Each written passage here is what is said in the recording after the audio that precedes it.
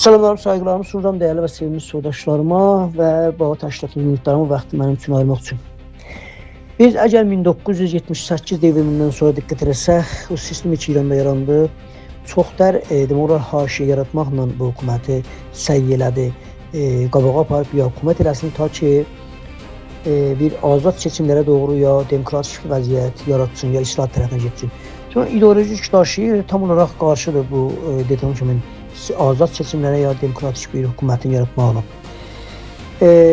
Biz bunu fərqli demək olar işlərdə rejim tərəfindən içəridə etirazları vasıfı bilmirəm qonşu ölkələrinə dexalət, haşiyə yaratmaq öz məntəqəsinə ta bu hökuməti hər hansı həzinə olsun bu ideolojini daşısın, ta buracıqda bir görüxünə qədər həzinə yaradıb bu məmləkətə, bu millətə və buracaq davam verir.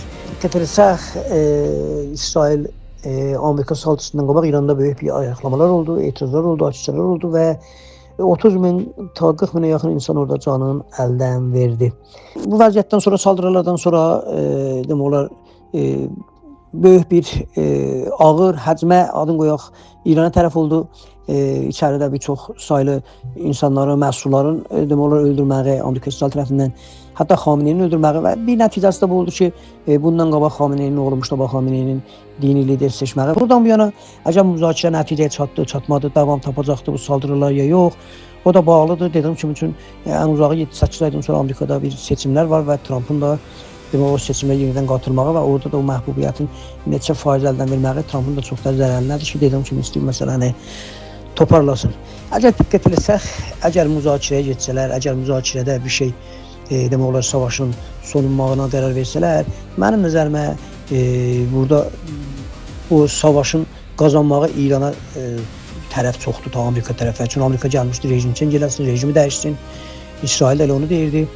İsrail məsələsinə gələndə İsrail mən fikirləmirəm bu savaş bitsin, savaş istəyir davam versin. Daha Amerikanı ya Trump'ı buradan izafə qane eləyə bilmir. Çünki ağır bir həzinə də onlara yerdə qoyubdur.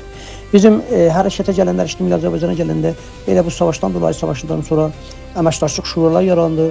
Amma üçün içəridə internet tam olaraq kəsildi. Fəqət biz yox elə başqa bizdən sonra başqa millətlərdə ya alternativ keçdiklər, işitsinlər, əmələn heç görülmədi. Çünki internetlər içəridə bağlı və irtibatlar tam olaraq kəsildi.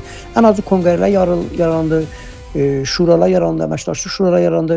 Biz indi baxacağıq ki, bu demək olar müzakirənin nəticəsi nə olur. Çox sağ olun, yaşayın, minnətdarım bildirirəm.